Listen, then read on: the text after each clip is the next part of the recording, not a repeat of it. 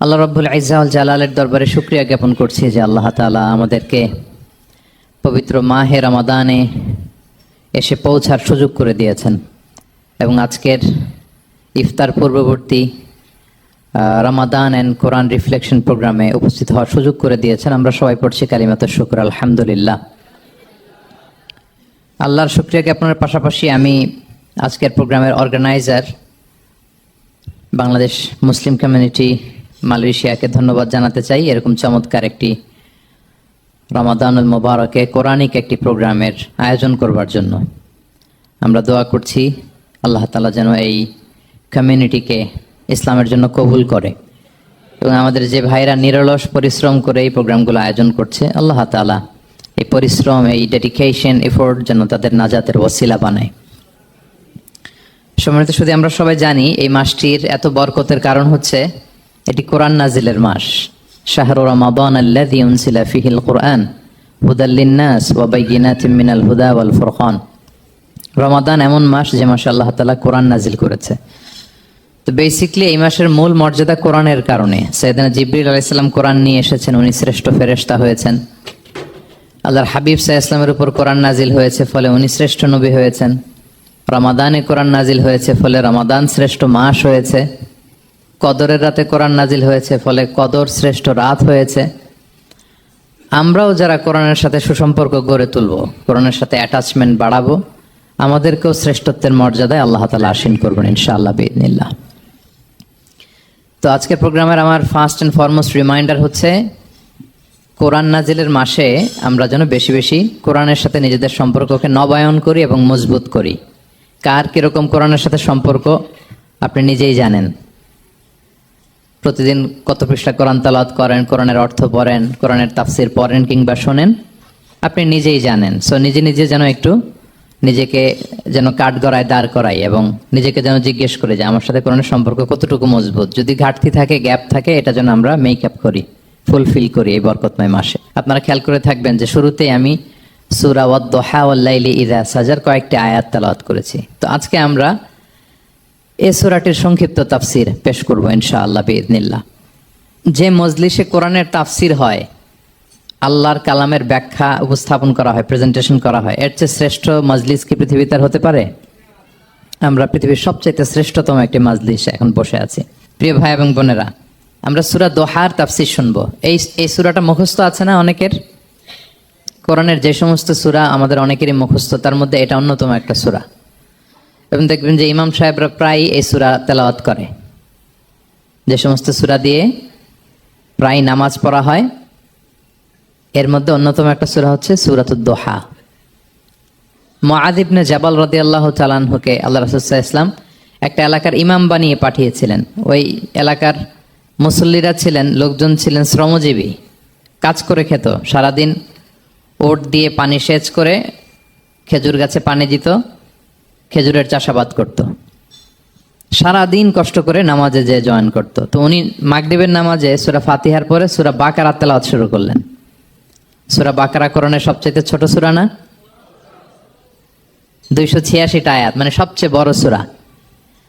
তো মাগরিবের সালাতে উনি যখন এত লম্বা তেলাওয়াত ধরলেন, মুসল্লিরা আর ইমাম সাহেবের সাথে থাকতে পারতেছে না। কারণ ওনারা তো, ইমাম সাহেবের হয়তো মন ফুরফুরে, উনি পড়তেছেন মনের আনন্দে দরাজ গলায়, কিন্তু মুসল্লিদের তো অবস্থা খারাপ। সারাদিন ওনারা খেতে খামারে কাজ করে আসছে, নামাজ ছেড়ে দিয়ে অনেকে চলে গেছে। একা একা নামাজ পড়ে যে আল্লাহ রাসূল সাল্লাল্লাহু আলাইহি ওয়াসাল্লামের কাছে যে বিচার দিল যে রাসূলুল্লাহ, দেখেন এমন একজন ইমাম আপনি অ্যাসাইন করেছেন আমাদের এলাকায়, মাগরিবের নামাজে উনি সূরা বাকারা পড়ে, আর আমরা হচ্ছে শ্রমজীবী। রাসূল সাল্লাল্লাহু আলাইহি ওয়াসাল্লাম খুব রেগে গেলেন। মুআয ইবনে জাবালকে ডেকে বললেন, হে মুআয, আফাত্তানুন আনত, তুমি কি সমাজে ফিতনা ছড়াচ্ছ? তুমি জানো না এরা কারা? তোমার কি সূরা ওয়াদ-দুহা ওয়াল-লাইলি ইযা সাজা মুখস্থ নাই? তোমার কি ওয়াশ-শামসি ওয়া-দুহাহা এটা মুখস্থ নাই? তোমার কি সাব্বিহ ইসমা রাব্বিকাল আ'লা এই সূরাগুলো তোমার জানা নাই? উনি বললেন জানা আছে। তো এগুলো রেখে দিয়ে মাগরিবের নামাজে কেন সূরা বাকারা ধরলা? তোমার মুসল্লিরা তো শ্রমজীবী মুসল্লি। যখন ইমামের দায়িত্ব হচ্ছে পেছনে কারা আছে এটা খেয়াল করা। অনেক সময় ইমাম সাহেব আল্লাহু আকবার বলে যে নামাজ ধরছে, কি হচ্ছে পেছনে আর খোঁজ খবর নাই। আল্লাহর হাবিব সাল্লাল্লাহু আলাইহি ওয়াসাল্লাম কিন্তু এমন ইমাম ছিলেন না, উনি অত্যন্ত বিবেকবোধ সম্পন্ন একজন ইমাম ছিলেন। একবার পেছনে এক বাচ্চার কান্না শুনে উনি নামাজ ছোট করে দিয়েছেন। সবাই বললেন, ইয়া রাসূলুল্লাহ, এত ছোট নামাজ তো কখনো পড়তে দেখি না। তখন রাসূল সাল্লাল্লাহু আলাইহি ওয়াসাল্লাম বললেন, একটা ছোট বাচ্চার কান্নার আওয়াজ আমার কানে এসেছে। আমার মনে হচ্ছে বাচ্চাটাকে সামলাতে নারীদের কাতারে একটা মায়ের খুব কষ্ট হচ্ছে, এজন্য নামাজটা আমি খাটো করে দিয়েছি। দেখেন কি চিন্তা চেতনা, পিছনে কি হচ্ছে সব রাসূল সাল্লাল্লাহু আলাইহি ওয়াসাল্লাম এটা খেয়াল করতেন। তো এই সূরার একটা ফজিলত আপনি জানলেন যে রাসূল সাল্লাল্লাহু আলাইহি ওয়াসাল্লাম সূরা ওয়াদ-দুহা ওয়াল লাইলি ইযা সাজা এটা তেলাওয়াত করতে বলেছিলেন মুআয ইবনে জাবাল রাদিয়াল্লাহু তাআলা আনহুকে। এটা কোরআনের 93 নম্বর সূরা। কত নাম্বার?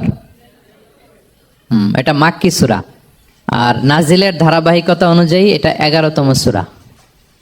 মানে এই সূরার আগে আরো 10টা সূরা নাজিল হয়েছিল, তার মানে মক্কার একেবারে শুরুর দিকে এই সূরাটা নাজিল হয়েছিল।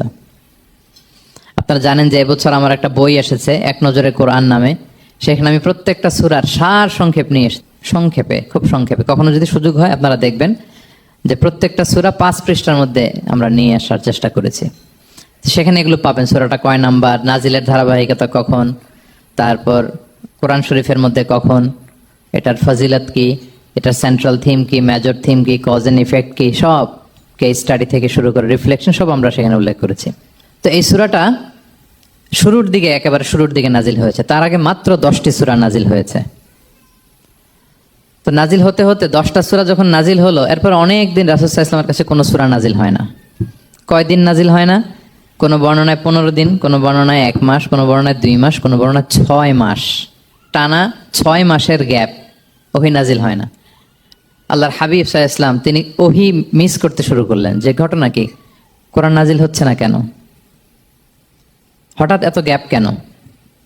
ওনার মাথায় কয়েকটা জিনিস ঘুরপাক খেলো। একটা ঘুরপাক খেলো যে আমার কোনো কাজে আল্লাহ আবার অসন্তুষ্ট হলো নাকি, অথবা আমি কোরআনের আয়াত এই বাণীগুলো পৌঁছে দেওয়ার ক্ষেত্রে আমার কোনো গাফলতি হয়ে গেল নাকি, সামহাও কি আল্লাহর সাথে আমার কানেকশন এটা কি লুজ হয়ে যাচ্ছে, আমি কি কোনোভাবে আল্লাহ থেকে দূরে সরে পড়তেছি। রাসূল সাল্লাল্লাহু আলাইহি ওয়াসাল্লাম টেনশনে পড়ে গেলেন, চিন্তায় পড়ে গেলেন, কি রে ওহী আসে না কেন, আসে না কেন, আসে না কেন। এটা ছিল একটা দিক। আরেকটা দিক হচ্ছে আল্লাহর হাবিব সাল্লাল্লাহু আলাইহি ওয়াসাল্লামের কাছে কোরআনের আয়াত যাই নাজিল হতো উনি যে লোকদের কাছে প্রচার করে দিতেন। এখন নাজিল হয়েছে এখনই যে প্রচার শুরু, রাতে নাজিল হয়েছে রাতেই প্রচার শুরু, দিনে নাজিল হয়েছে দিনেই প্রচার শুরু, যখন নাজিল তখন প্রচার। কারণ আল্লাহ তাআলা বলেছেন, ইয়া আইয়ুহার রাসূলু বাল্লিগ মা উনজিলা ইলাইক মির রাব্বিক, আপনার রবের পক্ষ থেকে যা নাজিল হয়েছে প্রচার করেন। তো এই যে মাঝখান দিয়ে কয়েক মাস যার কোনো প্রচার টচার করে না, মুশরিকরা টিটকারি মারতে শুরু করলো, বলে কি মুহাম্মদ, তোমার আল্লাহ তোমার ভুলে গেছে বোধহয়, তোমার আল্লাহ বোধহয় তোমাকে আর পছন্দ করে না। আগে তো প্রতিদিন কিছু না কিছু শোনাতা যে এইটা নাজিল হয়েছে, ওইটা আসছে, এই বিধান ওই বিধান, এখন তো কোনো খোঁজ খবর নাই। ঘটনা কি? আল্লাহর হাবিব সাল্লাল্লাহু আলাইহি ওয়াসাল্লামের চাচি উম্মে জামিল, আবুল হাবির স্ত্রী, সে আরো খারাপ কথা বললো। সে বলল, ইন্না শাইতানাকা কদ তারাকাক, তোমার কাছে যে একটা শয়তান আসতো এখন বোধহয় আর আসে না মুহাম্মদ, নাউযুবিল্লাহি মিন যালিক। এটা দিয়ে জিবরিল আলাইহিস সালামকে বুঝিয়েছেন। জিবরিল এসে কি কি যেন বলে, কই এখন তো কিছু বলো না।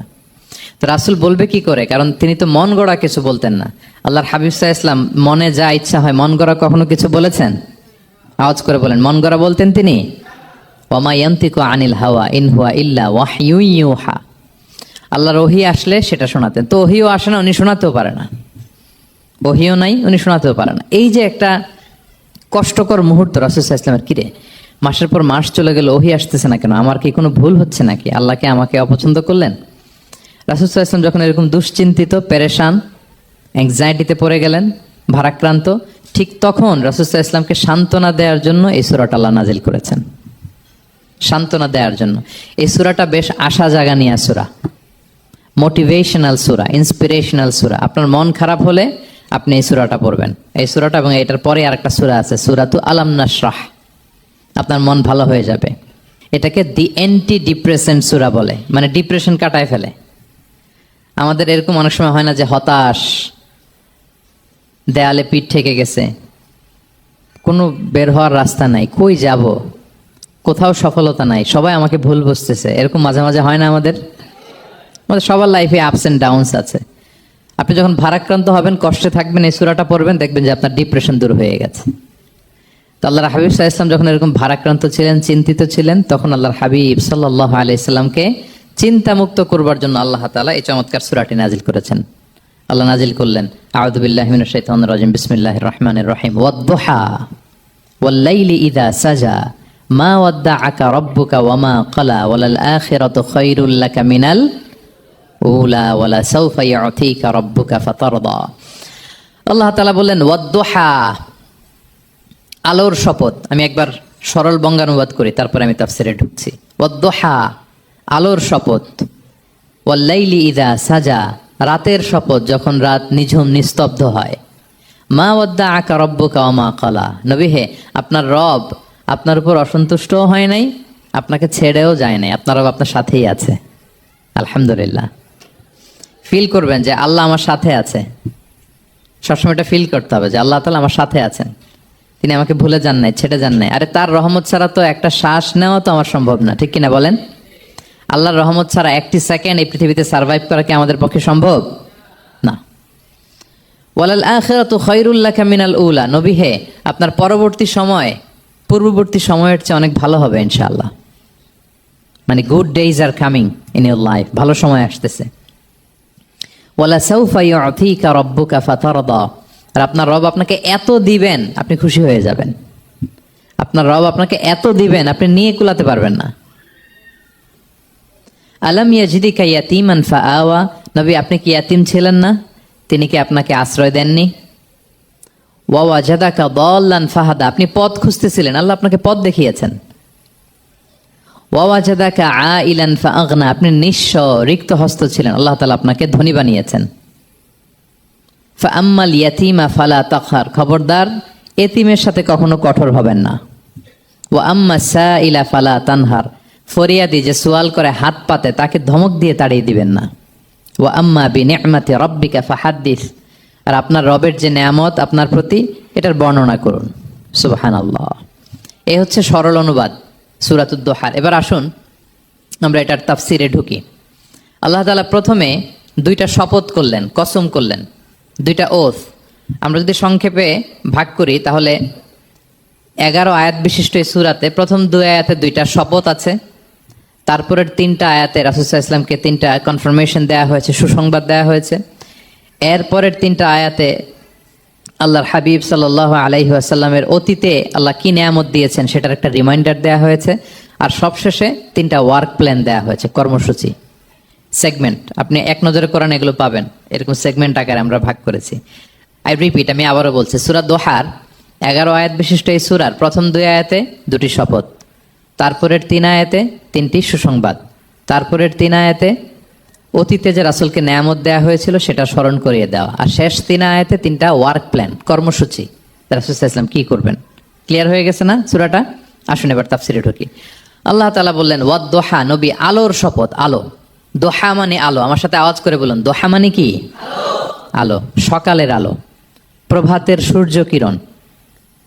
দিনের প্রথম অংশে একটা সানশাইন থাকে না, খুব চমৎকার লাগে 9টা 10টার দিকে, হ্যাঁ, সানশাইন।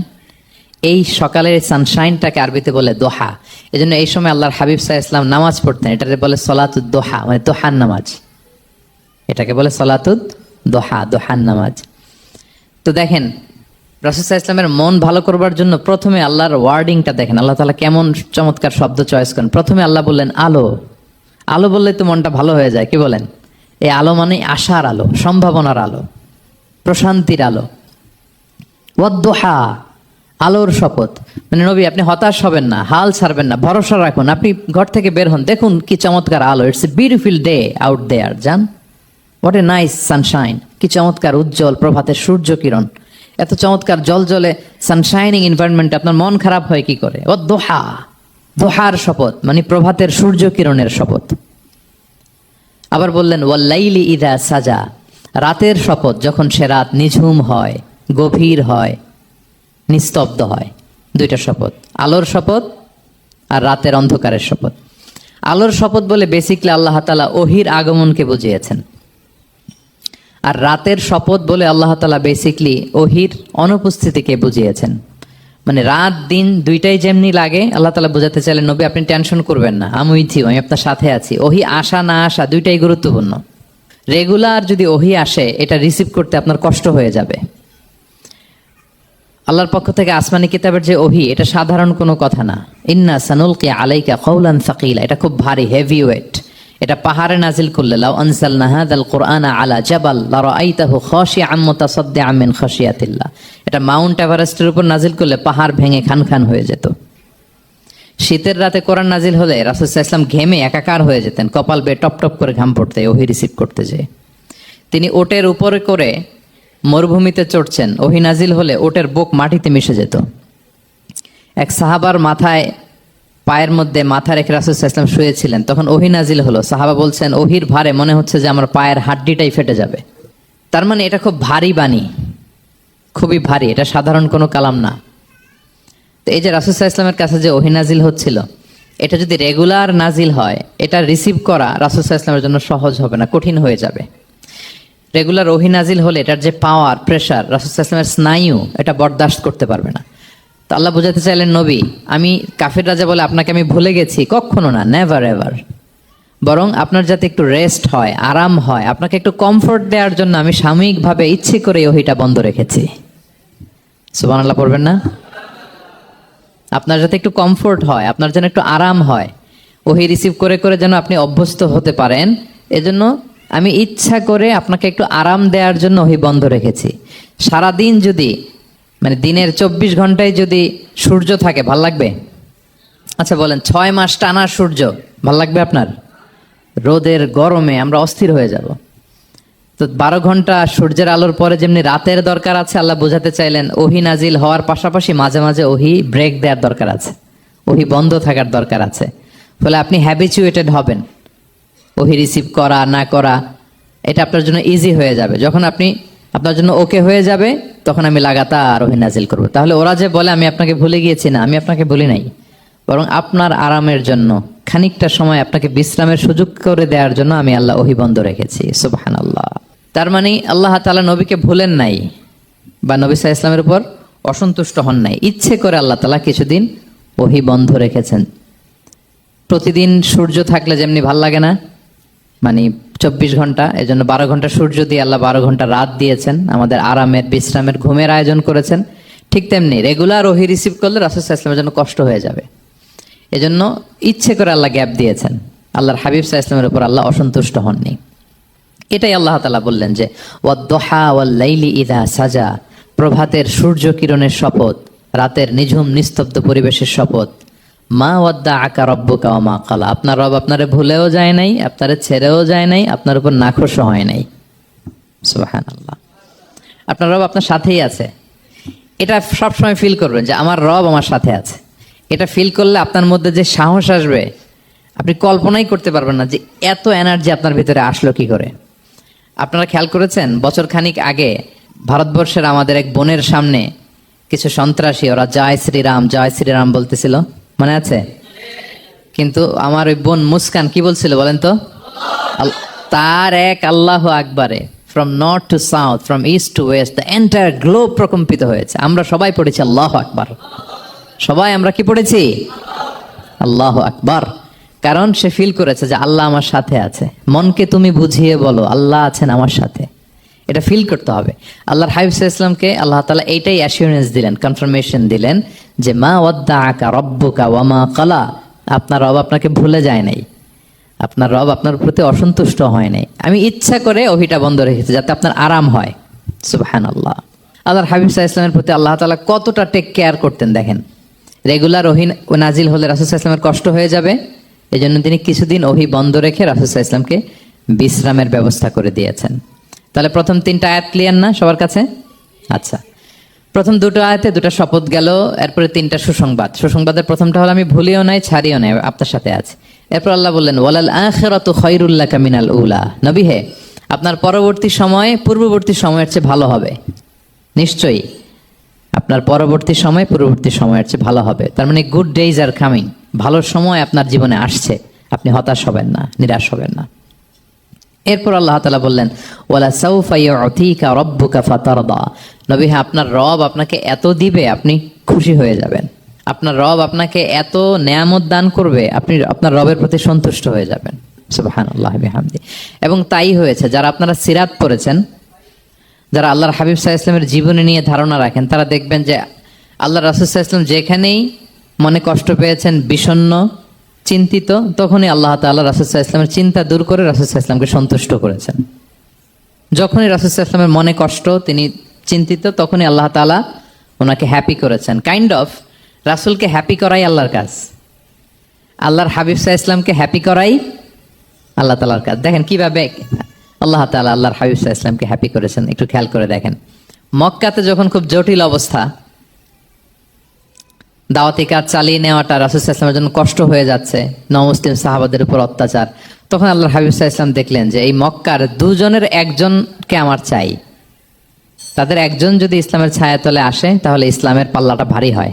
কারা? একজন হচ্ছে ওমরে ফারুক আর একজন আবু জাহাল।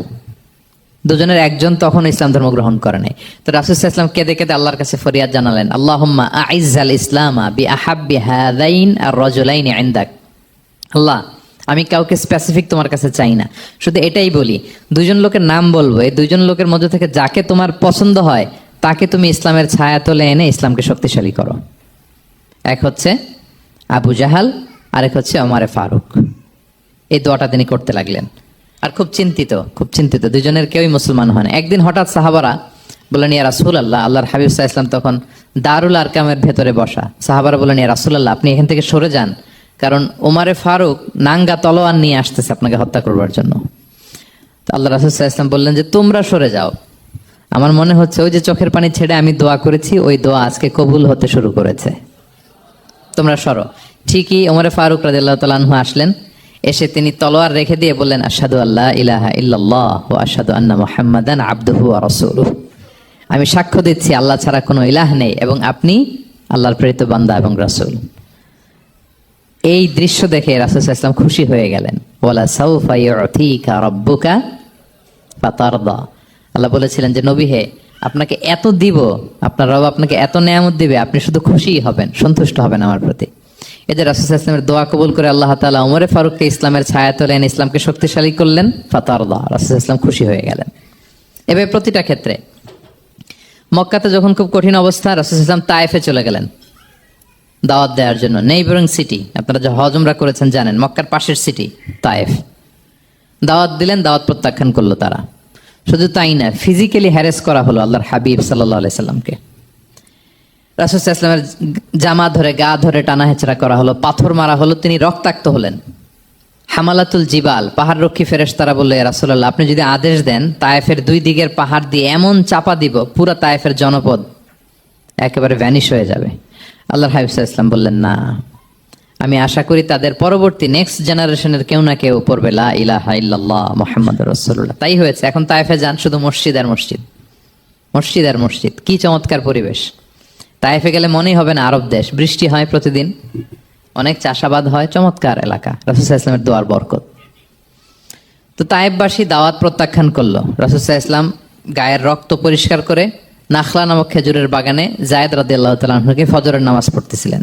আল্লাহর হাবিব সাল্লাল্লাহু আলাইহি ওয়াসাল্লাম যখন ফজরের সালাতে তেলাওয়াত করতে লাগলেন, একদল জিন পাশ দিয়ে যাচ্ছিল। তারা তাদের এলাকায় যেয়ে বলল, ইন্না সামি'না কুরআনান আজাবা ইয়াহদি ইলা রুশদি ফাআমান্না বিহি।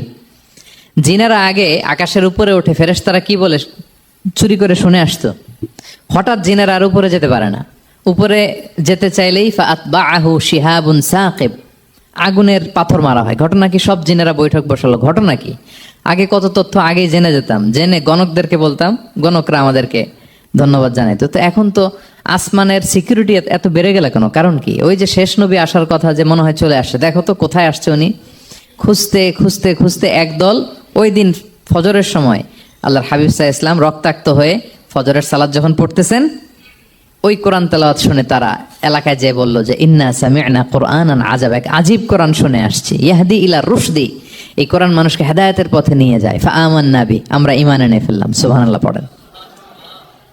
তো রাসূল সাল্লাল্লাহু আলাইহি ওয়াসাল্লাম তো এটা জানেন না। আল্লাহ তাআলা জিবরাইল মারফত জানালেন যে হে নবী, আপনি এসেছিলেন ম্যানকাইন্ডকে দাওয়াত দিতে তায়েফের, তারা দাওয়াত গ্রহণ করে নাই, ম্যানকাইন্ড রিজেক্ট করেছে। কিন্তু আরেকটা জাতি আছে যাদেরকে আপনি দেখেন না, তাদেরকে বলে জিন কাইন্ড, মানে জিন জাতি। পুরো জিন জাতি কালিমা পড়ে মুসলমান হয়ে গিয়েছে নবী। বলা সাউফা ইউতিকা রাব্বুকা ফাতারদা, নবী আপনার রব আপনাকে এত নেয়ামত দিবেন, আপনি খুশি হয়ে যাবেন। নবী সাল্লাল্লাহু আলাইহি ওয়াসাল্লাম ওইখানে আবার খুশি হয়ে গেলেন, রক্তাক্ত, ইনজুর্ড। কিন্তু যখন শুনলেন মানুষ জাতি তারা ঈমান আনে নাই, কিন্তু জিন জাতি তারা ঈমান এনেছে। আল্লাহর হাবিব সাল্লাল্লাহু আলাইহি ওয়াসাল্লাম আবার আনন্দিত হলেন। তাহলে আল্লাহর হাবিব সাল্লাল্লাহু আলাইহি সাল্লামকে আনন্দিত করাই হচ্ছে আল্লাহর কাজ, খুশি রাখাই হচ্ছে আল্লাহর কাজ। সুবহানাল্লাহি বিহামদি। আল্লাহর হাবিব সাল্লাল্লাহু আলাইহি ওয়াসাল্লামের বয়স যখন 50 বছর, ওনার কাছের দুজন আত্মীয় মারা গেল। ওনার প্রিয়তমা স্ত্রী খাদিজা রাদিয়াল্লাহু তাআলা আনহা ইন্তেকাল করলেন, ওনার প্রিয় চাচা আবু তালেব ইন্তেকাল করলেন। দুজনই শেল্টার দিত, একজন ঘরে একজন বাইরে। আবু তালেবের কারণে কেউ রাসূল সাল্লাল্লাহু আলাইহি ওয়াসাল্লামের গায়ে হাত তোলার সাহস পায় নাই। তো উনি যখন ইন্তেকাল করলেন, রাসূল সাল্লাল্লাহু আলাইহি ওয়াসাল্লাম বিপদে পড়ে গেলেন। সারাদিন কাফেরদের বকা ঝকা গালি খেয়ে ঘরে যখন আসতেন, খাদিজা রাদিয়াল্লাহু তাআলা আনহার কথা শুনলে ওনার হৃদয়টা প্রশান্ত হয়ে যেত। তো বাইরের চাচাও নাই, ভেতরের স্ত্রীও নাই, দুজনই মারা গেলেন ওই বছর। ওই বছরকে বলা হয় আমুল হুজন, মানে দুশ্চিন্তার বছর। এত ভারাক্রান্ত আল্লাহর হাবিব সাল্লাল্লাহু আলাইহি ওয়াসাল্লাম হলেন, চিন্তিত হলেন, মনটা ভেঙে খান খান। আল্লাহ তাআলা কিন্তু ঠিকই বুঝেন যে তার হাবিবকে কখন হ্যাপি করতে হবে। আল্লাহ তাআলা তখন সাইয়েদনা জিবরাইল আলাইহিস সালামকে পাঠালেন যে যাও, আমার বন্ধুকে আর পৃথিবীতে থাকার দরকার নাই, আমার বন্ধুকে ঊর্ধ্ব জগতের নৈশ ভ্রমণের ইনভাইটেশন দিয়ে আসো, মানে মেরাজের ইনভাইটেশন দিয়ে আসো। পড়েন সুবহানাল্লাহ। সুবহানাল্লাযী আসরা বিআবদিহি লাইলাম মিনাল মাসজিদিল হারামি ইলাল মাসজিদিল আকসা, মসজিদে হারাম থেকে মসজিদে আকসা, তারপরে উপরে সুম্মা দানা ফাতাদাল্লা ফাকানা কাবা কাউসাইনি আও আদনা। আল্লাহর আরশে চড়ে গেলেন, জান্নাত জাহান্নাম দেখিয়ে, নতুন কিছু গিফট দিয়ে, তার পেয়ারা হাবিবের মন ভালো করে এরপরে আবার দুনিয়ায় পাঠালেন। ওয়ালা সাউফা ইউতিকা রাব্বুকা ফাতারদা। নবী হে, আপনাকে এত নেয়ামত দিব, আপনি শুধু খুশি হবেন আর সন্তুষ্ট হবেন। সুবহানাল্লাহ। এবার বুঝতে পারতেছেন কিভাবে আল্লাহর হাবিবকে আল্লাহ তাআলা খুশি করেছেন। মক্কায় আর থাকতে পারতেছেন না, এমন অবস্থা যে কোনো সময় আল্লাহর হাবিব সাল্লাল্লাহু আলাইহি ওয়াসাল্লামকে হত্যা করা হবে। আল্লাহ তাআলা আল্লাহর হাবিবের জন্য নতুন জায়গার ব্যবস্থা করে দিলেন, তওবা কিংবা তাইবা, যেটাকে আমরা মদিনা বলি। তিনি মদিনায় গেলেন, আবার রাসূল সাল্লাল্লাহু আলাইহি ওয়াসাল্লামের হৃদয় প্রশান্ত হলো। কিন্তু মদিনায় যে তিনি কাবাকে মিস করতে আরম্ভ করলেন। আল্লাহর হাবিব সাল্লাল্লাহু আলাইহি ওয়াসাল্লাম নবী হওয়ার পরে টানা 14 বছর কিবলা ছিল কিন্তু বাইতুল মাকদিস। কিন্তু মক্কায় যখন তিনি ইবাদত করতেন, তিনি বাইতুল মাকদিসের দিকেই হয়েই নামাজ পড়তেন, কিন্তু সামনে কাবাটারে রাখতেন। কথা বুঝতে পেরেছেন? মক্কায় যখন তিনি নামাজ পড়তেন 13 বছর, কিবলা যেহেতু বাইতুল মাকদিস, বাইতুল মাকদিসের দিকেই হয়ে নামাজ পড়তেন, কিন্তু মাঝখানে রাখতেন কোনটারে? কাবাকে। তাহলে কেমন যেন কাবাই তার সামনে। আচ্ছা, কিন্তু মদিনায় যখন গেলেন, এখন তো আর সুযোগ নাই, কাবা একদিকে, বাইতুল মাকদিস আরেক দিকে, এখন কাবাকে আর সামনে রাখা যাচ্ছে না, মিস করতে লাগলেন কাবাকে।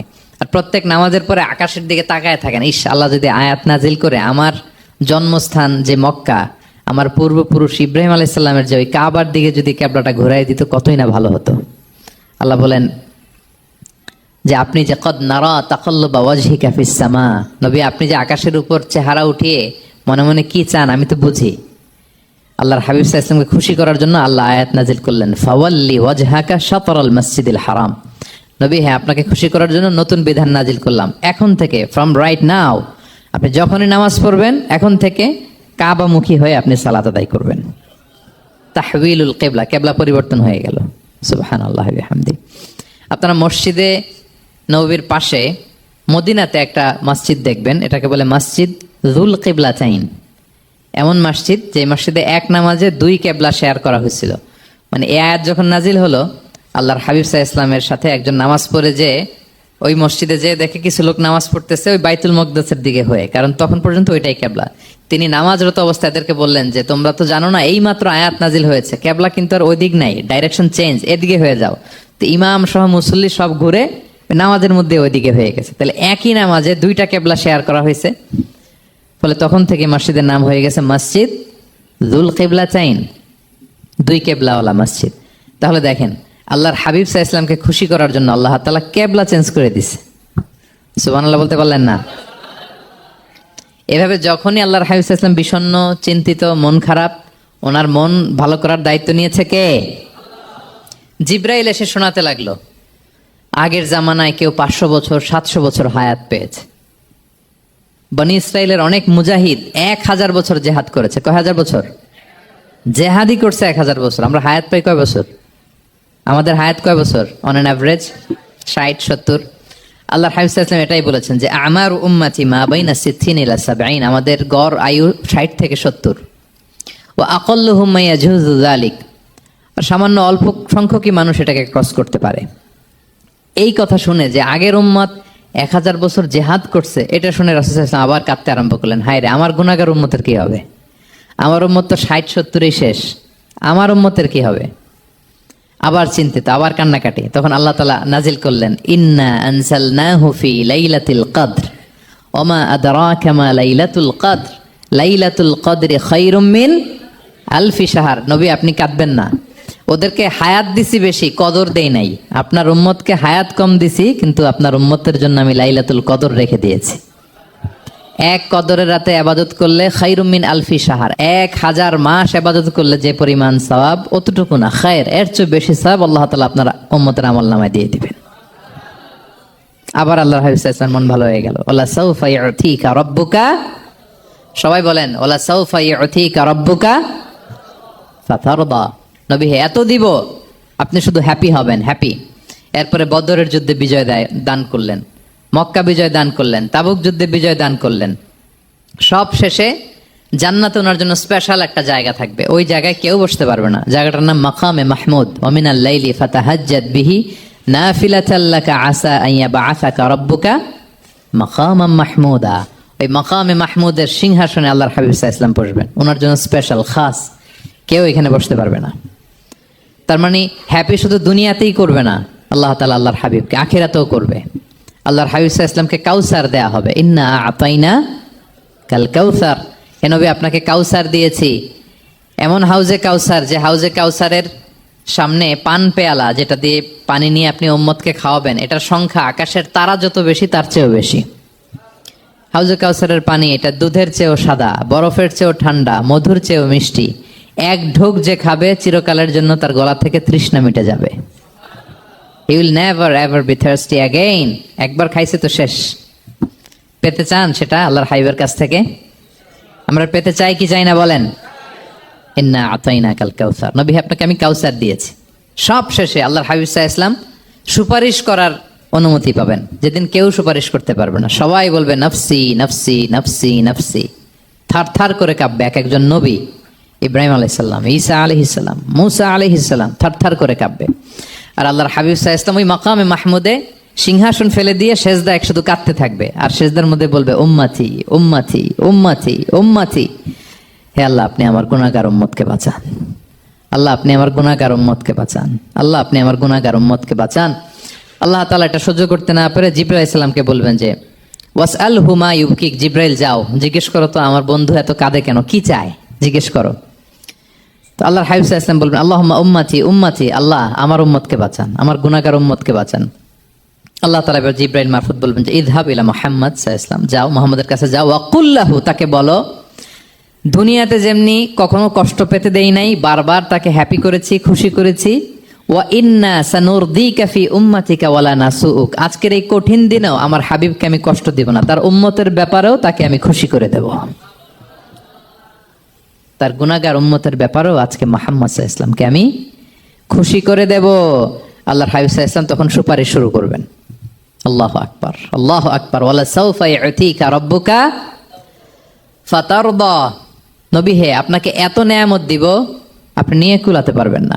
সব শেষে এই গুনাহগার উম্মতকে সুপারিশ করে জাহান্নাম থেকে নাম কাটিয়ে সবাইকে নিয়ে তিনি একটা ফ্ল্যাগ হাতে নিয়ে তিনি জান্নাতের দিকে ছুটবেন। ওই ফ্ল্যাগের মধ্যে লেখা থাকবে আলহামদু। কি লেখা থাকবে? মানে প্রশংসা, প্রশংসার পতাকা। নিজেও তো প্রশংসিত। মুহাম্মদ মানে কি জানেন? মুহাম্মদ মানে কি? প্রশংসিত। এই কারণে মুহাম্মদ সাল্লাল্লাহু আলাইহি ওয়াসাল্লামকে মক্কার লোকেরা গালি দিয়েও শান্তি পেত না। মানে যদি বলি এই প্রশংসিত লোকটা খারাপ, কথাটা হইল? প্রথমে আগে বলা লাগে কি? প্রশংসিত। মুহাম্মদ মানে কি? তো এই জন্য মক্কার লোকেরা রাসূল সাল্লাল্লাহু আলাইহি ওয়াসাল্লামকে মুহাম্মদ না বলে ডাকতো মুদাম্মাম, মানে নিন্দিত। তো মুদাম্মাম তো রাসূলের নাম না, রাসূল সাল্লাল্লাহু আলাইহি ওয়াসাল্লামের নাম কি? মুহাম্মদ, প্রশংসিত। এই জন্য গালি দিয়েও তারা মজা করতে পারতো না, সুবিধা করতে পারতো না। গালি দিলেও আগে প্রশংসা করে নেওয়া লাগতো। প্রথমে বলতো মুহাম্মদ পাগল, এরকম বলতো নাউযুবিল্লাহ। তার মানে প্রশংসিত লোকটা পাগল হইলো, এটা গালি হয়েছে? ঘুরে ফিরে তো প্রশংসাই হয়ে গেল। তো আল্লাহর হাবিব সাল্লাল্লাহু আলাইহি ওয়াসাল্লাম লিওয়াউল হামদ, প্রশংসার ফ্ল্যাগ নিয়ে বিশাল উম্মতকে নিয়ে জান্নাতে অভিমুখে যাবেন এবং জান্নাতের দরজায় হি উইল বি দা প্রথম নক করবেন উনি। তখন জান্নাতের রক্ষী ফেরেশতা বলবে মান আনতা, কে? আল্লাহর হাবিব সাল্লাল্লাহু আলাইহি ওয়াসাল্লাম বলবেন আনা মুহাম্মদ, আমি মুহাম্মদ। তো ফেরেশতা বলবে আমরা দাঁড়ায় আছি, এজন্য আল্লাহ বলে দিয়েছেন মুহাম্মাদের আগে কাউকে যেন এন্ট্রি দেয়া না হয়। আপনার আগে যেন কারোর জন্য জান্নাতের দরজা না খুলি, স্পেশাল উপর থেকে অর্ডার আছে। আপনি যেহেতু নক করেছেন, ওয়েলকাম, আসেন। পুরো উম্মাহ নিয়ে আল্লাহর হাবিব সাল্লাল্লাহু আলাইহি ওয়াসাল্লাম জান্নাতে ঢুকবেন। ওয়ালা সাউফা ইউতিকা রাব্বুকা ফাতারদা, নবী হে, আপনাকে অচিরেই এত নেয়ামত দিব, আপনি সন্তুষ্ট হয়ে যাবেন। প্রথম দুইটা শপথ গেল, এরপর তিনটা সুসংবাদ গেল।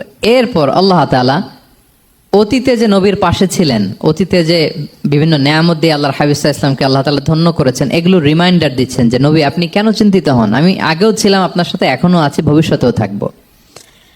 তিনি বললেন আলাম ইয়াজিদকা ইয়াতীমান ফাআওয়া, তিনি কি আপনাকে ইয়াতীম অবস্থায় পাননি, তিনি কি আপনাকে আশ্রয় দেননি? আপনারা জানেন আল্লাহর হাবিব সাল্লাল্লাহু আলাইহি ওয়াসাল্লাম যখন মায়ের পেটে, তখনই তার পিতা দুনিয়া থেকে ইন্তেকাল করেছেন।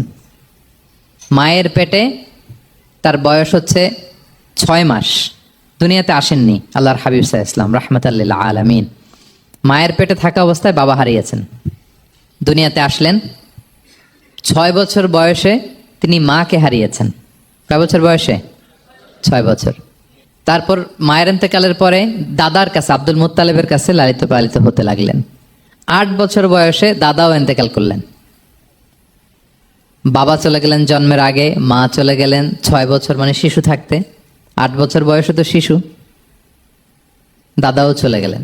8 বছর বয়স থেকে আল্লাহর হাবিব সাল্লাল্লাহু আলাইহি ওয়াসাল্লাম চাচার কাছে এতিম অবস্থায় লালিত পালিত হতে লাগলেন। এবং আবু তালেব এত ভালোবাসতো, ইমান আনে নাই, শেষ পর্যন্ত ইমান আনেনি, শিরকের উপর ইন্তেকাল করেছে, কিন্তু আল্লাহর হাবিব সাল্লাল্লাহু আলাইহি ওয়াসাল্লামকে এত ভালোবেসেছেন। বাবার যে কি মানে পিতৃ স্নেহের যে কি মায়া, এটা বুঝতে দেন নাই কখনো, এটার অভাব কখনো তিনি টের পান নাই। ওনার যে বাবা নাই, আবু তালেবের কারণে এতটা ভালোবেসেছেন, এতটা ভালোবেসেছেন। তার মানে কখনোই রাসূল সাল্লাল্লাহু আলাইহি ওয়াসাল্লামকে লালন পালন, রক্ষণাবেক্ষণ, টেক কেয়ারের কোনো গ্যাপ আল্লাহ তাআলা রাখেননি। হালিমাতু সাদিয়ার কাছে, পরে মায়ের কাছে, উম্মে আইমানের কাছে, দাদা আব্দুল মুত্তালিবের কাছে, পরে চাচার কাছে, একটার পর একটা, স্লট বাই স্লট রেডি। সেটাই স্মরণ করে দিলেন যে নবী এমন তো হয় নাই যে আপনাকে লালন পালনের জন্য কেউ ছিল না। আলাম ইয়াজিদকা ইয়াতীমান ফাআওয়া, আপনার রব কি আপনাকে ইয়াতীম অবস্থায় আশ্রয়ের ব্যবস্থা করে দেননি? মানে তখন তো আমি ছিলাম আপনার সাথে, কেউ ছিল না, তখন তো আমি ছিলাম। তো আপনার তো ভয় কিসের? আপনি হতাশ হবেন না, নিরাশ হবেন না, হাল ছাড়বেন না আপনি। তাহলে প্রিয় ভাইরা, আল্লাহর হাবিব সাল্লাল্লাহু আলাইহি ওয়াসাল্লাম ইয়াতীম অবস্থায় পৃথিবীতে এসেছিলেন, এবং এজন্য ইয়াতীমের সাথে ভালো আচরণ তিনি করতে বলতেন আল্লাহর হাবিব সাল্লাল্লাহু আলাইহি ওয়াসাল্লাম। যারা এতিমকে ভালোবাসে, আল্লাহ তাদেরকে ভালোবাসে। এবং আল্লাহর হাবিব সাল্লাল্লাহু আলাইহি ওয়াসাল্লাম বলতেন আনা ওয়া কাফিলুল ইয়াতীমি ফিল জান্নাতি কাহাতাইন, আমি এবং এতিমের রক্ষণাবেক্ষণকারী এইভাবে প্রতিবেশীর মতো জান্নাতে থাকব। এই 2 আঙ্গুলের মাঝে যেমনি গ্যাপ নাই, আমার আর এতিমের রক্ষণাবেক্ষণকারী তার বাড়ির মাঝখানে কোনো গ্যাপ থাকবে না জান্নাতে। We will be neighbour in paradise, জান্নাতে এরকম আমরা কাছাকাছি থাকবো। আল্লাহু আকবার পড়েন। তাহলে এতিমের রক্ষণাবেক্ষণকারীকে আল্লাহ তাআলা ভালোবাসেন। যারা এতিমকে পছন্দ করে না, এতিমকে তাড়িয়ে দেয়, তাদেরকে আল্লাহ পছন্দ করেন। আল্লাহ তাআলা বলেন আরাআইতাল্লাযী ইউকাযযিবু বিদ্দীন ফাযালিকাল্লাযী ইয়াদউল ইয়াতীম, যারা আখিরাতকে অবিশ্বাস করে তারাই এতিমকে ঘাড় ধাক্কা দিয়ে তাড়িয়ে দেয়। কোনো বিশ্বাসী কখনো এতিমের সাথে খারাপ আচরণ করে না। আপনাদের যাদের মন শক্ত, অনেকের চোখ দিয়ে পানি নামে না। আমার এক আত্মীয় আছে, খুব আল্লাহওয়ালা, আমার জীবনে এত আল্লাহওয়ালা আমি দেখি নাই, কিন্তু ওনার চোখ দিয়ে পানি নামে না। বারবার এসে আমারে বলে যে মিজান কি করবো বলো, তুমি একটু মোনাজাত ধরো। আমার মনে আছে আমি ওনাকে নিয়ে মোনাজাত ধরতাম, তো ওনার কান্না আসে না চোখ দিয়ে। এত আল্লাহওয়ালা, খুব ভালো মানুষ, কিন্তু চোখ দিয়ে পানি নামে না। এটা অনেকের হয়, নানা কারণে হয়। আল্লাহর হাবিব সাল্লাল্লাহু আলাইহি ওয়াসাল্লাম বলেছেন, কারো যদি চোখ দিয়ে পানি না নামে বা হৃদয় নরম না হয়, তারা যেন এতিমের মাথায় হাত বুলিয়ে দেয়। এক সাহাবী এসে বলেন, ইয়া রাসূলুল্লাহ, আমার হৃদয়টা বড় শক্ত, হৃদয় নরম হয় না। রাসূল সাল্লাল্লাহু আলাইহি ওয়াসাল্লাম বললেন, তাই? আচ্ছা, আতুহিব্বু আন ইয়ালিনা কলবুক, তুমি কি চাও তোমার হৃদয় নরম হোক, ওয়াতুদরাকা হাজাতুক, এবং তোমার আশা পূরণ হোক? তিনি বললেন হ্যাঁ। তো রাসূল সাল্লাল্লাহু আলাইহি ওয়াসাল্লাম বললেন, ইরহামিল ইয়াতীম, এতিমের উপর রহম করো। ওয়ামসা আলা রাসিহি, এতিমের মাথায় হাত বুলিয়ে দাও।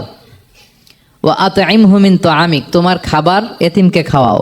তালিনু কলবুক, তোমার অন্তর নরম হবে। তুদরাকা হাজাতুক, তোমার ইচ্ছা পূরণ হবে। তাহলে হৃদয় যদি শক্ত থাকে, কার মাথায় হাত বুলাবেন? বুলাইছেন কখনো? হ্যাঁ, বুলিয়েছেন? খুঁজে খুঁজে হাত বুলাবেন। বাংলাদেশে তো অনেক অরফেনেজ আছে, অনাথ আশ্রম, ওখানে যাবেন, সুযোগ হলে একদিন যে একটু লাঞ্চ করলেন ওদের সাথে বসে, ডিনার করলেন, একসাথে খেলেন, ওদের মাথায় হাত বুলিয়ে দিলেন, সাধ্যমতো কিছু উপহার হাতে তুলে দিলেন, আপনার ইচ্ছা পূরণ হবে আর আপনার হৃদয় নরম হবে ইনশাআল্লাহ। আর এতিমকে আদর করা মানে নবী সাল্লাল্লাহু আলাইহি ইসলামের প্রতি ভালোবাসা দেখানো, কারণ আমার নবী এতিম হয়ে বড় হয়েছেন। এতিমের প্রতি ভালোবাসা প্রকারান্তরে নবী সাল্লাল্লাহু আলাইহি ইসলামের প্রতি ভালোবাসা দেখানো হয়, কারণ আমার নবী এতিম হয়ে বড় হয়েছেন। সুবহানাল্লাহ। কিন্তু তার বিপরীতে আমরা সমাজে কি দেখি? এতিমের মাথায় হাত বুলানো তো দূরের কথা, এতিমের সম্পদও খেয়ে ফেলে অনেকে। হ্যাঁ, এরকম আছে না? এতিমের সম্পদ দেদারসে গিলতেছে। কি যে আমাদের চিন্তাধারা! দেখবেন যে লোকটা এতিমের সম্পদ গিলে, ওরা রোজা অবস্থায় এক ঢোক পানি গিলাতে পারবেন কিনা দেখেন। যে বলেন একটু পানি খান তো, যে খাবে না কেন? হারাম। তো ওই হারাম কিন্তু গিলতেছে ইচ্ছা মতো। রোজা অবস্থায় এক ফোঁটা আপনি পানি গিলাতে পারবেন না, এরে কেন? হারাম। কিন্তু ওইদিকে ভাতিজার সম্পদ গিলতেছে দেদারসে। আল্লাহ বলেন এটা ভাতিজার সম্পদ না, এটা তুমি জাহান্নামের আগুন পেটে ঢুকাচ্ছ। জাহান্নামের আগুন। ইন্নাল্লাযীনা ইয়াকুলুনা আমওয়ালাল ইয়াতামা যুলমান ইন্নামা ইয়াকুলুনা ফি বুতুনিহিম নারা ওয়া সায়াসলাউনা সাঈরা। যারা এতিমের সম্পদ খায়, এটা সম্পদ না, এটা জাহান্নামের আগুন তুমি পেটে ঢুকাচ্ছ। সো এতিমের প্রতি যেন আমরা নমনীয় হই, তাদের মাথায় হাত বুলাই, তাদের জন্য খরচ করি, তাদের প্রতি যেন আমরা দয়াদ্র হই, কারণ আমার নবী এতিম অবস্থায় বড় হয়েছেন। তাহলে নবী সাল্লাল্লাহু আলাইহি ইসলামকে এটা স্মরণ করে দিলেন, নবী আপনি তো এতিম ছিলেন, আমি তো আপনাকে রক্ষণাবেক্ষণের ব্যবস্থা করছি। আর কি করেছি? ওয়াজাদাকা দাল্লান ফাহাদা। নবী আপনাকে আমি এমন অবস্থায় পেয়েছি, আপনি পথ খুঁজতেছিলেন, আমি আপনাকে পথ দেখিয়েছি। You are searching the right path and I guided you to the right sense of direction. আপনি পথ খুঁজতেছিলেন, আমি পথ দেখাইছি। এখানে দল্লানের অর্থ পথভ্রষ্ট করা যাবে না। ওয়াজাদাকা দাল্লান, হে নবী আপনাকে আমি পথভ্রষ্ট পেয়েছি, পরে পথ দেখাইছি, এরকম বলা যাবে না। এটা আল্লাহর হাবিব সাল্লাল্লাহু আলাইহি ইসলামের ক্ষেত্রে প্রযোজ্য নয়। অনেক বাংলা তাফসীর অর্থে আমি দেখেছি পথ হারা, নবী আপনাকে আমি পথ হারা পেয়েছি, পথ দেখেছি, এটাও খুব একটা সুন্দর না। সবচেয়ে সুন্দর হচ্ছে নবী আপনি পথ খুঁজতেছিলেন, সত্যের অনুসন্ধানী ছিলেন। অনেক সময় দেখবেন অনেক পথিক যেতে যেতে এমন এক জায়গায় যায়, দেখে 3 রাস্তা কিন্তু কোনো সাইনবোর্ড নাই। পুরাতন রাস্তাগুলোতে এরকম অনেক সময় হতো না আমাদের, 3 দিকে রাস্তা, কোনো সাইনবোর্ড নাই, তো যাবো কই? এটা বোঝালেন যে নবী আপনি পথ খুঁজতেছিলেন, আমি আপনাকে দেখিয়েছি, হে নবী এটাই সিরাতুল মুস্তাকিমের পথ। ওয়াজাদাকা দাল্লান ফাহাদা, আপনি পথ খুঁজতেছিলেন, আমি আপনাকে পথ দেখিয়েছি। তো ছোটবেলায় সাথে ছিলাম, পথ খুঁজতেছিলেন, পথ দেখালাম, আমি আপনার ভুললাম কোথায়? কাফিরদের কথায় মন খারাপ করেন কেন যে তারা বলে আমি আপনাকে ভুলেছি, ছেড়েছি? নো, নেভার এভার, আমি আপনার সাথেই আছি। তারপর আল্লাহ তাআলা বললেন ওয়াজাদাকা আইলান ফাআগনা, তিনি আপনাকে রিক্ত হস্ত, নিঃস্ব পেয়েছেন, সম্পদহীন অবস্থায় পেয়েছেন, পরে সম্পদশালী করেছেন। সুবহানাল্লাহ। আল্লাহর হাবিব সাল্লাল্লাহু আলাইহি ওয়াসাল্লাম শুরুতে সম্পদের অত যোগান ছিল না, পরে খাদিজা রাদিয়াল্লাহু তাআলা আনহার সাথে যখন বিয়ে হলো, আল্লাহ তাআলা সম্পদের কষ্ট দূর করলেন, কারণ খাদিজা রাদিয়াল্লাহু তাআলা আনহা অনেক বড় ব্যবসায়ী ছিলেন। বিয়ের আগে পার্টনারশিপে বিজনেস ছিল রাসূল সাল্লাল্লাহু আলাইহি ওয়াসাল্লামের সাথে। আল্লাহর হাবিব সাল্লাল্লাহু আলাইহি ওয়াসাল্লাম শ্রম দিয়েছেন, খাদিজা রাদিয়াল্লাহু তাআলা আনহার ইনভেস্টমেন্ট ছিল। তো ওই শ্রমে খাদিজা রাদিয়াল্লাহু তাআলা আনহার এক বান্ধবী, তিনি এমন প্রশংসা করলেন এসে আল্লাহর হাবিব সাল্লাল্লাহু আলাইহি ওয়াসাল্লামের ব্যাপারে যে এমন লোক আমি দেখি নাই, ওনার কথা বার্তা, চলন, কথন, ডিলিং সব আলাদা। পুরো কাফেলার মধ্যে উনি একরকম, পুরো কাফেলা আরেক রকম। এই কথা শুনে তো খাদিজা রাদিয়াল্লাহু তাআলা আনহা আকৃষ্ট হলেন যে এরকম একজন সৎ লোকই তো আমার চাই। প্রস্তাব দেয়া হলো, চাচাদের কাছে বিয়ে হয়ে গেল। এবং বিয়ের পরে খাদিজা রাদিয়াল্লাহু তাআলা আনহা নারীদের মধ্যে সর্বপ্রথম শাহাদা বাক্য পড়ে মুসলমান হয়েছিলেন। নিজের সব সম্পদ আল্লাহর হাবিব সাল্লাল্লাহু আলাইহি ইসলামের পায়ের সামনে এনে দিয়ে দিলেন, ইয়া রাসূলুল্লাহ আমার সম্পদ মানে আপনার সম্পদ, ইসলামের জন্য যত মনে চায় আপনি খরচ করেন। ওয়াজাদাকা আইলান ফাআগনা, আপনাকে আল্লাহ নিঃস্ব পেয়েছেন, সম্পদের ব্যবস্থা করে দিলেন। পরবর্তীতে মদিনায় যে খায়বার যুদ্ধের পরে অনেক সম্পদের ব্যবস্থা আল্লাহ তাআলা করে দিয়েছিলেন। তাহলে ছোটবেলায় ইয়াতিম ছিলেন, আল্লাহ টেক কেয়ার করলেন। পথ খুঁজতেছিলেন, আল্লাহ পথ দেখায় দিলেন। আর্থিক সমস্যা ছিল, এটাও আল্লাহ দূর করে দিলেন। এবার আল্লাহ তাআলা বিষ্ণু ঈসা ইসলামকে 3টা ওয়ার্ক প্ল্যান দিবেন, কর্মসূচি। 1 নম্বর কর্মসূচি হচ্ছে ফাআম্মাল ইয়াতীমা ফালা তাকহার, নবী খবরদার এতিমের সাথে কখনো কঠোর আচরণ করবেন না। 1 নম্বর কর্মসূচি, কারণ আপনিই তো এতিম ছিলেন। এতিমের দুঃখ আপনি না বুঝলে বুঝবে কে? এতিমের সাথে কখনো কঠোর হবেন না। আল্লাহর হাবিব সাল্লাল্লাহু আলাইহি ওয়াসাল্লাম কখনো এতিমের সাথে কঠোর হন না। এতিম তো দূর কি বাত, কারোর সাথে তিনি কঠোর হন না। ওনার কাছে চাইলে উনি না বলতে পারতেন না। নো, নাই, দিব না, এটা বলতে জানতেন না। নো ওনার ডিকশনারিতে ছিল না, চাইলেই দিতেন। একবার আল্লাহর হাবিব সাল্লাল্লাহু আলাইহি ওয়াসাল্লামের কাছে একটা জামা, কয়টা? আপনার জামা কয়টা? আমার জামা কয়টা? জুব্বা তখন কয়টা ছিল? মাত্র একটা। এক ফরিয়াদি এসে বলে, ইয়া রাসূলুল্লাহ আতিনি কামিসান, আমার একটা জামা দেন, আমার জামা নাই। নবী সাল্লাল্লাহু আলাইহি ওয়াসাল্লামের জামা কয়টা তখন? ওনার কাছে চাইলে উনি না বলতে পারতেন, খুলে দিয়ে দিছেন, নাও। এখন ওনার জামা আছে কয়টা? তো জামাও নাই, বেরও হতে পারে না। কি এক মুসিবত! আল্লাহ তাআলা আয়াত নাজিল করলেন, ওয়াল্লাযীনা ইযা আনফাকু লাম ইউসরিফু ওয়া লাম ইয়াকতুরু ওয়া কানা বাইনা যালিকা কাওয়ামা। নবী হে, যারা বিশ্বাসী তারা দানের সময় ভারসাম্য করবে। মানে অনেকগুলো থাকলে আপনার একটা দিতেন, ছিলই যখন একটা, ওইটার হকদার তো ফরিয়াদির চেয়ে আপনি বেশি। এখন যে দিয়ে দিলেন, আপনি করবেন কি? অনেকগুলো থাকলে না হয় আপনি দিতেন, ছিলই একটা, এটা সবচেয়ে যোগ্য, অধিকতম যোগ্য এবং হকদার তো আপনি। সুবহানাল্লাহ, সুবহান। কি নবী ছিল, কি নবী ছিল! না বলতে পারতেন না, মানুষকে ফিরিয়ে দিতে জানতেন না। আল্লাহ বললেন, নবী হে, আপনার প্রথম কর্মসূচি ফাআম্মাল ইয়াতীমা ফালা তাকহার, খবরদার এতিমকে কখনো, এতিমের প্রতি কঠোর হবেন না। এক নম্বর কর্মসূচি। এটা শুধু নবীর জন্য কর্মসূচি নাকি আমাদের জন্য না? হ্যাঁ, সবার জন্য। এতিমদের সাথে যেন আমরা রূঢ় ভাষী না হই, তাদের সাথে যেন রূঢ় আচরণ না করি। 2 নাম্বার, ও আম্মা সাইলা ফালা তানহার, ফরিয়াদিকে ধমক দিবেন না, হাত পাতলে ধমক দিবেন না। আমরা অনেক সময় ধমক দেই, আপনারা দেন কখনো? না, আমরা দিতে পারবো না, ধমক দিতে নিষেধ করেছেন আল্লাহ তাআলা। আম্মা সাইলা ফালা তানহার, যদি না থাকে বুঝিয়ে বলেন যে এখন পারতেছি না, কিন্তু ধমক দিবেন না কখনো। কারণ আপনি এখন বড় সাহেব হয়ে গেছেন, প্রাইভেট কারের পাশ থেকে দেখবেন যে, স্যার 2টা টাকা দেন, কিছু খাই নাই। হায় রে, ছিঁড়া কাপড়, মলিন চেহারা, ভাঙ্গা একটা থালা হাতে নিয়ে, স্যার 5টা টাকা দেন। আল্লাহ আপনারা স্যার বানাইছে আর ওরে বানাইছে ভিখারি। আচ্ছা বলেন তো, জায়গাটা চেঞ্জ করতে আল্লাহর কত সময় লাগে? ওরে ভিতরে বসায় স্যার বানাবে আর আপনারে ভাঙ্গা একটা থালা দিয়ে এরকম ওই যে টোল টোল যেখানে নেয় ওখানে দাঁড় করাবে। বলেন আল্লাহর কয় সেকেন্ড লাগবে? লাগবে? লাগবে? 1 সেকেন্ডও লাগে না। সো ও আম্মা সাইলা ফালা তানহার, ফরিয়াদিকে ধমক দিয়ে তাড়িয়ে দিও না, খবরদার। ওকে আল্লাহ ফরিয়াদি বানিয়ে পরীক্ষা করছে, আর তোমাকে আল্লাহ সম্পদশালী বানিয়ে পরীক্ষা করছে। তাহলে 1 নম্বর কর্মসূচি ছিল এতিমের সাথে রূঢ়ভাষী হবেন না। 2 নাম্বার হচ্ছে ফরিয়াদিকে ধমক দিবেন না। 3 নাম্বার, ও আম্মা বিনিআমাতি রাব্বিকা ফাহাদ্দিস, আল্লাহ তাআলা আপনাকে যে নেয়ামত দিয়েছে এই নেয়ামতের আপনি কি করেন? বর্ণনা করেন। ও আম্মা বিনিআমাতি রাব্বিকা ফাহাদ্দিস, আল্লাহ নেয়ামতের বর্ণনা করেন, শুকরিয়া করেন। কারণ আল্লাহ তাআলা আমাদের অনেককে ইতিম বানায় নাই, আমাদেরকে ফরিয়াদি বানায় নাই। আমরা অনেকেই আছি, আমরা এখনো ইতিম না, আমার আব্বা আম্মা এখনো বেঁচে আছেন, আমাদের অনেকের আব্বা আম্মা বেঁচে আছেন। ইতিম মূলত ছোট অবস্থায় যদি বাবা মারা যায় তাকে আরবিতে ইতিম বলে। মান মাতা আবুহু ওয়া হুয়া সগীর, কেউ ছোট, তার বাবা মারা গেছে, তাকে শরীয়তের পরিভাষায় কি বলে? ইতিম। তা আমরা অনেকেই তো ইতিম না, আমরা অনেকেই তো অন্যের কাছে হাত পাতা লাগে না। তো আমরা ভালো আছি না?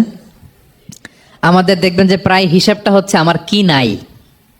আমাদের হিসাবটা কি? কি নাই। কি যে আছে এটার হিসাব করে কুলানোও যাবে না, ঠিক কিনা বলেন? হ্যাঁ, ঠিক যেই মুহূর্তে এখানে বসে আমরা এই চমৎকার ইফতারি নিয়ে বসে আছি, ঠিক একই মুহূর্তে দেখবেন যে হসপিটালের আইসিইউতে শুয়ে শুয়ে কাতরাচ্ছে অনেকে। হ্যাঁ, ঠিক এই মুহূর্তে কিডনি ডায়ালিসিস চলতেছে, দেখছেন? কিডনি পেশেন্ট এদিকে ছিদ্র করে ব্লাড সব বের হয়ে রিফাইনিং হয়ে আরেক দিক দিয়ে ঢুকে, ওর চিৎকার শুনলে। বার্ন ইউনিটে গেছেন কখনো? আগুনে পোড়া রোগী, আপনার তো অনেক কিছু নাই, আমার এটা নাই, ওইটা নেই, আল্লাহ এটা দিল না, এটা নিয়ে আসেন। আপনি বার্ন ইউনিটে একদিন যায়েন, তাহলে বুঝবেন যে আল্লাহ আপনারে কত শান্তিতে রেখেছে। না খেয়ে কয় রাত কাটিয়েছি আমরা, বলেন তো? কত লোক বাড়ি ভাড়া পরিশোধ করতে পারে না, ঋণের বোঝায় জর্জরিত, দুরারোগ্য ব্যাধিতে আক্রান্ত, ক্যান্সারের লাস্ট স্টেজে।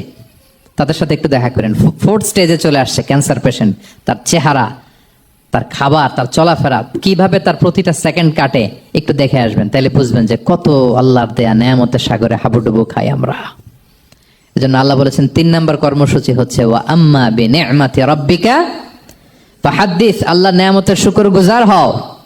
আল্লাহ যে নেয়ামত দিয়েছে এই নেয়ামত তুমি বর্ণনা করো। অনেকে আছে আল্লাহ নেয়ামত দিলে ওটা প্রকাশ করতে চায় না, এটা আল্লাহ পছন্দ করে না। মানে আপনি যদি অনেক সম্পদশালী হন, আপনি সুন্দর পরিচ্ছন্ন জামা পরবেন, মানুষকে দান করবেন, আপনার বাড়ি ঘর সুন্দর হবে, এটা নিষেধ নয়, এটা ভালো। আপনি আল্লাহর দেয়া নেয়ামত ব্যবহার করতে পারবেন এবং বলতেও পারবেন, কিন্তু শুকরান লা ফখরান, শুকরিয়া স্বরূপ বলবেন, ফখর করে, অহংকার করে না। বলতে পারেন আলহামদুলিল্লাহ, আল্লাহ তালা আমাকে 4টা ছেলে দান করেছে, 4 জন হাফেজ, আল্লাহ তালা আমাকে থাকার মতো একটা ঘর দিয়েছে, একটা বাড়ি দিয়েছে, একটা গাড়ি দিয়েছে, সম্মান নিয়ে সমাজে চলার মতো আল্লাহ তালা আমাকে দিয়েছেন। এটা যদি আপনি শুকরিয়া স্বরূপ বলেন, এটা তো সমস্যা নেই, কিন্তু অহংকার নিয়ে বলা যাবে না।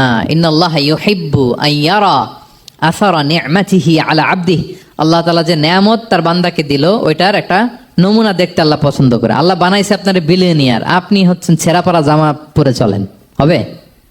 বানাইছে আল্লাহ তাআলা আপনাকে অনেক সম্পদশালী, আপনার চলা ফেরা কোনো রুচিই নাই, এটা হইলো না। আল্লাহ চায় যে তোমার যে নেয়ামত দিছে এটার একটা নমুনা তোমার মধ্যে থাক, এটাও শুকরগুজার হওয়ার একটা আলামত। তাহলে 3 নম্বর কর্মসূচি কি? ওয়া আম্মা বিনি'মাতি রাব্বিকা ফাহাদ্দিস, আল্লাহর নেয়ামতের শুকরগুজার হও, আল্লাহ তাআলা যে নেয়ামত দিয়েছে সেটা বর্ণনা করো। তাহলে প্রিয় ভাইয়েরা, সূরাতুদ দোহা এটা হচ্ছে একটা মোটিভেশনাল সূরা, আশা জাগানিয়া সূরা, অ্যান্টি ডিপ্রেশন বলি আমি এই সূরাটাকে। ডিপ্রেশন থাকলে চলে যাবে, কারণ ওয়ালাল আখিরাতু খায়রুল লাকা মিনাল উলা, হে নবী আপনার পরবর্তী সময় আপনার পূর্ববর্তী সময়ের চেয়ে ভালো। সবসময় আশাবাদী হবেন। সূরা দোহার 1 নম্বর শিক্ষা হচ্ছে বি অপটিমিস্টিক, মানে অপটিমিজম, আশাবাদী হওয়া, নিরাশ হওয়া যাবে না। বিশ্বাসীদের, মুমিন মুসলিমের ডিকশনারিতে হতাশা নিরাশা নাই, আমার ডিকশনারিতে অন্তত নাই, আপনাদের আছে কিনা জানি না। আজকে থেকে বলেন আপনাদের ডিকশনারিতে হতাশা নিরাশা রাখবেন? আমাদের কোনো হতাশা নাই, নিরাশা নাই, কারণ আমরা যে পরিস্থিতিতে থাকি না কেন আমাদের সাথে কে আছেন? লা তাহজান ইন্নাল্লাহা মা'ানা, চিন্তিত হয়ো না, আল্লাহ আমার সাথে আছেন। আল্লাহ আমার সাথে আছেন বললেই দেখবেন মুস্কানের মতো এক তাকবীর আপনার মুখ দিয়ে বেরোচ্ছে, এমন এনার্জি বেরোচ্ছে, গোটা বিশ্ব আপনি জয় করে ফেলবেন তখন। এটাই আমাদের সবচেয়ে বড় পাওয়ার। আমাদের সাথে কে আছে? ইন্নাল্লাহা মা'ানা, আল্লাহ তাআলা আমাদের সাথে আছেন। তাহলে সূরা দোহার আজকের তাফসীরের 1 নম্বর লেসন হচ্ছে optimism. Believer should be optimistic always. বিশ্বাসীরা আশাবাদী হয়, নিরাশ হয় না, হতাশ হয় না, হাল ছাড়ে না। বিশ্বাসীরা ভরসা রাখে এক মহান সত্তার উপর। আওয়াজ করে বলেন তো তিনি কে? আল্লাহর উপর ভরসা রাখে, আমরা নিরাশ হই না। 2 নাম্বার শিক্ষা হচ্ছে গ্রেটফুলনেস, কৃতজ্ঞতা। আপনার জীবনে অনেক কিছু আছে, নাই নাই বলবেন না, শুধু কমপ্লেইন করবেন না। অনেকে দেখবেন শুধু অভিযোগ, এটা নাই ওইটা নাই, এই পাইলাম না, ওর আছে এটা, ওর, আমার সাথে কেন এমন হয়, আমার সাথে শুধু আমার সমস্যা। এগুলো যারা বলে তাদেরকে আল্লাহ নেয়ামত আরো ছিনিয়ে নেয়। বরং যারা অল্প পেয়েও বলে আলহামদুলিল্লাহ, তাদেরকে নেয়ামত দেয়ার ধারাবাহিকতা আল্লাহ তাআলা অব্যাহত রাখেন। সব অবস্থায় আলহামদুলিল্লাহ, যে কোনো পরিস্থিতিতে, যে কোনো অবস্থায় কি বলবো আমরা? আপনি খেয়াল করে দেখেন না যে আপনার কি কি আছে, কত কিছু যে আপনার আছে, অবাক করা। 3 নাম্বার কাইন্ডনেস। 3 নাম্বার লেসন হচ্ছে কাইন্ডনেস, দয়া। আমরা যেন অন্যের প্রতি দয়াশীল হই। আপনি অন্যের প্রতি দয়ালু হলে আপনার প্রতি দয়ালু হবো কে? ওয়াল্লাহু ফি আউনি আবদিহি মা দামাল আবদু ফি আউনি আখি। আল্লাহ ততক্ষণ পর্যন্ত কোনো বান্দার সাহায্যে থাকে যতক্ষণ পর্যন্ত ওই বান্দা তার ভাইয়ের সাহায্যে থাকে। তাহলে বলেন তো, আল্লাহর সাহায্য পাওয়ার প্রথম শর্ত কি? অন্যের জন্য সাহায্যের হাত বাড়িয়ে দেওয়া। তাহলে মনে থাকবে তো? নাকি এতিমকে ধাক্কা দিয়ে বের করে দিবেন? ফরিয়াদিকে ধমক দিবেন একটা? বড় সাহেব তো আপনি, বড় স্যার, খবরদার। তাহলে 1 নম্বর লেসন অপটিমিজম। আমরা হতাশ হব না, হতাশা আমাদের ডায়েরিতে নাই, আমরা আশাবাদী, আমরা আল্লাহর রহম ভরসার ভিখারি, ঠিক কিনা বলেন? 2 নম্বর লেসন হচ্ছে গ্রেটফুলনেস। আমরা সবসময় আল্লাহর প্রতি শুকরগুজার হব, কৃতজ্ঞ হব। আল্লাহর হাবিব সাল্লাল্লাহু আলাইহি ওয়াসাল্লাম বলতেন, আল্লাহুম্মা জাআলনি সাবুরা ওয়া জাআলনি শাকুরা ওয়া জাআলনি ফি আইনি সাগীরা ওয়া ফি আয়ুনিন নাসি কাবীরা। আল্লাহ আপনি আমাকে ধৈর্যশীল বান্দা বানান, আপনি আমাকে শুকরগুজার বানান। আল্লাহ আমার চোখে আমাকে ছোট বানান, আল্লাহ গোটা বিশ্বের মানুষের চোখে, জনতার চোখে আমাকে বড় বানান। আওয়াজ করে পড়েন আমিন। এই দোয়াটা বেশি বেশি পড়বেন। আর সব শেষে আমরা যেন কাইন্ড হতে পারি, অন্যের প্রতি দয়ালু হতে পারি। যে রহম করে সে রহম প্রাপ্ত হয়, যে অন্যকে দয়া দেখায় সে আল্লাহর পক্ষ থেকে দয়া পায়। আল্লাহ তাআলা আমাদের সবাইকে কথাগুলো বোঝার ও আমল করার তৌফিক দান করুক। হাযা মা ইনদি ওয়াল ইলমু ইনদাল্লাহি আলাইহি তাওয়াক্কালতু ওয়া ইলাইহি উনীব। আসসালামু আলাইকুম ওয়া রাহমাতুল্লাহি ওয়া বারাকাতুহু।